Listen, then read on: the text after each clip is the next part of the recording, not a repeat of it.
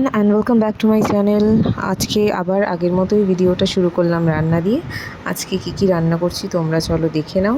এই ভোলা মাছ ভেজে রেখেছি আর তেলের মধ্যে কালো জিরে ফোড়ন দিয়ে একটু পেঁয়াজ আর আলুটা এরকম ভেজে নিই।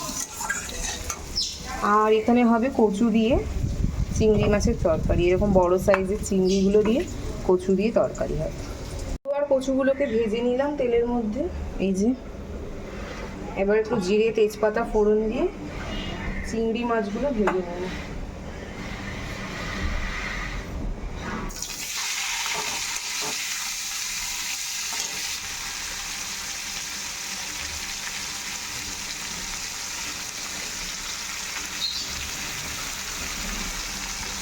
প্রথমে ভেবেছিলাম যে চিংড়ি মাছগুলো নারকেল পোস্ত দিয়ে ভাপা করব, কিন্তু ভাবলাম আর এই কদিন মানে এত প্রসাদ, বাসি প্রসাদও খাওয়া হয়েছে, তো ওগুলোকে একটু রিচ করেই বানানো হয়, তাই জন্য ভাবলাম না আর রিচ করে খাওয়ার দরকার নেই, শরীরটা খারাপ হয়ে যাবে। এবার এদিকে ভোলা মাছের ঝোলটা রেডি হয়ে গেছে, মাছগুলো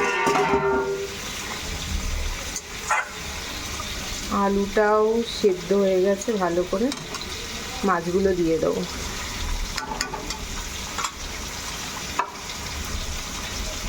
মাছ আর বেগুন একসাথে দিয়ে দেবো।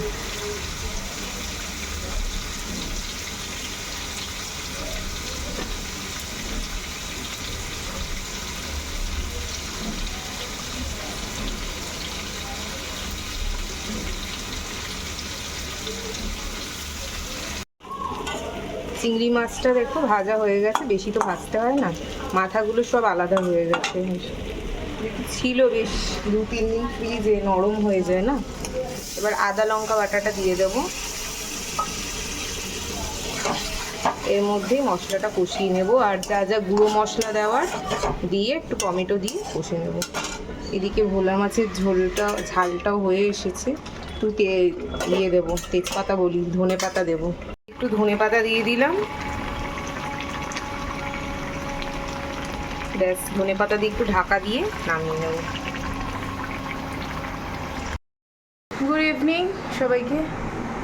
বাজে এখন 4:25 মতো, পড়িয়ে এলাম, দৌড়াতে এলাম, কারণ এক্ষুনি আবার একটা পড়তে আসবে 4:30 থেকে, তো 5-10 মিনিট লেট করেই আসে। আজকে দুপুরে লাঞ্চ করা হয়নি, মানে এতটা দেরি হয়ে গেছিলো পড়াতে যেতে, 2 বাজতে চলেছিল, লাঞ্চ না করেই চলে গেছি। এখন লাঞ্চটা করবো তাড়াতাড়ি করে, তো লাঞ্চ করে নিয়ে পড়িয়ে ঠরিয়ে আজকে একটু বাপের বাড়ি যাওয়ার ইচ্ছে আছে, তো চলো আবার পরে কথা বলছি। এই হলো আজকের লাঞ্চ। ভোলা মাছটা আলু বেগুন দিয়ে করেছি, দেখালাম, আর কচুর তরকারি চিংড়ি মাছ দিয়ে, গাটি কচু মনে হয় এটা, জানি না ঠিক আমি। তো এই দিয়ে আজকে লাঞ্চটা করে নিই, অনেক বেলা হয়ে গেছে, 5টা বাজতে যায়। আর কচুর তরকারিটা একটু টেস্ট করলাম, খুব ভালো হয়েছে খেতে, ওই জন্য কচুটা পরে খাবো, আগে মাছটা খাবো। তো যেমন আমি বলেছিলাম যে আজকে বাপের বাড়ি আসার কথা ছিল, চলে এসেছি বাপের বাড়িতে। তো ভাইকে জিজ্ঞেস করলাম কি খাবি, ও তো খুব একটা না, বাইরের খাবার খাওয়া তো ওর একদম উচিত নয়, তাই জন্য বাড়িতেই চেষ্টা করবি যখন যাই কিছু একটা বানিয়ে দেওয়ার, যাতে ওর সেটা খেতে ভালো লাগে। তাই জন্য ও বললো চিকেন 65 করে দিতে, কিন্তু চিকেন 65 হয়নি, আলটিমেটলি গিয়ে ওটা ড্রাই চিলি চিকেন হয়ে গেছিলো। যাই হোক, খেতে কিন্তু বেশ ভালোই হয়েছিল। তো রেসিপিটা ভাবলাম তোমাদের সাথে শেয়ার করে দিই। প্রথমেই দেখো চিকেনগুলো ভালো করে ধুয়ে নিয়ে ওর মধ্যে 3 রকমের sauce, soya sauce, chilli sauce, tomato sauce দিয়ে দিলাম, তার মধ্যে দিয়ে দিলাম একটু জিঞ্জার গার্লিক পেস্ট, তাড়াহুড়ো ছিল তাই জন্য অল্প একটু রেডিমেড দিয়ে দিলাম, তোমরা ঘরেরটা ইউজ করো। আর একটু অর্ধেকটা ডিম দিয়ে দিলাম, আর একটু ব্ল্যাক পেপার, বেশি ঝালও খেতে পারে না, আর একটু মানে কালার আসার জন্য দেবো একটু কাশ্মীরি রেড চিলি। সব কিছুই খুব অল্প পরিমাণে ইউজ করছি, ব্যাস। আর নুন দিব স্বাদ অনুযায়ী, সসগুলো থাকে তো নুনটা একটু বুঝিয়ে দেবে। সব কিছু আর ভালো করে ম্যারিনেট করে নেব। ম্যারিনেট করে যদি 1 ঘন্টা রেখে দিতে পারো তাহলে তো খুবই ভালো হয়, আর সময় না থাকলে অন্তত 10 মিনিট থেকে 15 মিনিট এটা রেখে দেবে। তো দেখো ভালো করেই আমি এটা ম্যারিনেট করে নিচ্ছি, আর আমাদের রান্নাঘরটায় আলোটা খুব কম থাকে বলে ভালো করে ভিডিওটা হচ্ছিল না। মানে একটু অন্ধকার অন্ধকার দেখাচ্ছিল। এবার লাস্টে কর্নফ্লাওয়ারটা দিয়ে দিলাম।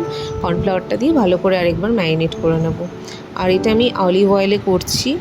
অলিভ অয়েল ছিল ঘরে, তাই অলিভ অয়েলে করছি, তোমরা সাদা তেলেও করতে পারো। তো পকোড়ার মতো আগে এগুলো ভেজে নিতে হবে, খুব বেশি ভাজবে না, তাহলে কিন্তু শক্ত হয়ে যাবে। হালকা হালকা করেই ভেজে নিচ্ছি। একটা ভুল হয়েছিল, কড়াইটা ভালো করে হিট না করেই আমি তেলটা দিয়ে দিয়েছিলাম, যার জন্য ভাজতে গিয়ে কিন্তু লেগে লেগে যাচ্ছিলো।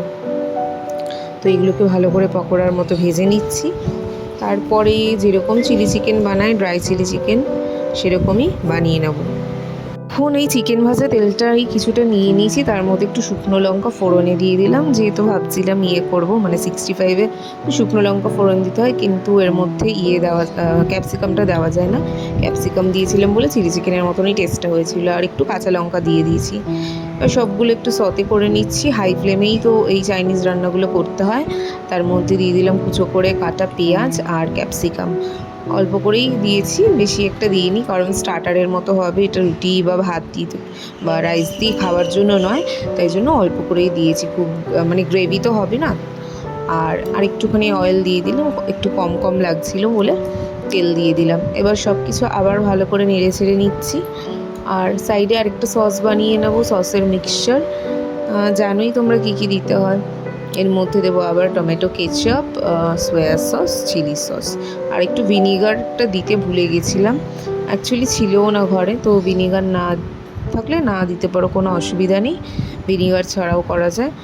আর এবার সসের মিক্সচারটা হয়ে গেছে। আমি আর কর্নফ্লাওয়ারের মানে গোলাটা দিইনি, কারণ এটা তো ড্রাই হবে, এটার জন্য কোনো রকম ওটা তো কর্নফ্লাওয়ারটা তো গ্রেভিটা একটুখানি ঘন হওয়ার জন্য দিই আমরা ন্যাচারালি। তো এখানে যেহেতু গ্রেভির কোনো প্রশ্ন ছিল না, তাই জন্য আমি নর্মালি সসটা গুলে দিয়ে দিলাম। আর একটু চিনি দিতে হবে, একটু মিষ্টি না দিলে না চিলি চিকেনের স্বাদটা ঠিক ব্যালেন্স হয় না, আমার তো এটা পার্সোনালি মনে হয়। আর আজিনামোটোর তো একদমই ইউজ করব না এর মধ্যে। তো এই যে গ্রেভিটা একটু এটার সাথে নাড়াচাড়া করে নিই, তারপরে চিকেনের পিসেসগুলো দিয়ে দেবো, দিয়ে শুকিয়ে নিলেই রেডি হয়ে যাবে ড্রাই চিলি চিকেন।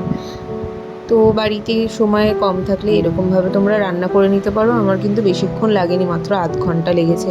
শুধু ফ্রিজ থেকে মাংসটা বের করে অনেকক্ষণ ভিজিয়ে রাখতে হয়েছিল, কারণ একদম ডিপ ফ্রিজে জমে গেছিলো, তাই জন্য। তো আধ ঘন্টার মধ্যেই কিন্তু এরকম তোমরা ইজি একটা স্টার্টার বানিয়ে নিতে পারো বাড়িতে। আর তোমরা কিভাবে চিলি চিকেন বানাও আমাকে একটু বলো, বা আমার কোনো ভুল ত্রুটি থাকলে আমাকে সেই টিপসটা দিও। তো এখন দেখো যে সমস্ত চিকেনগুলো ভাজা ছিল সেটা দিয়ে দিলাম। আর কয়েকটা চিকেন বাকি রয়েছে, ওই যে বললাম একটুখানি কড়াইতে লেগে গেছিলো, তো ওইগুলো কড়াইয়ের মধ্যেই ছিল। ওটা তেলটা ঠান্ডা হলে তো এমনি ছেড়ে যেত, তাই জন্য কড়াইয়ের মধ্যে রেখে দিয়েছিলাম।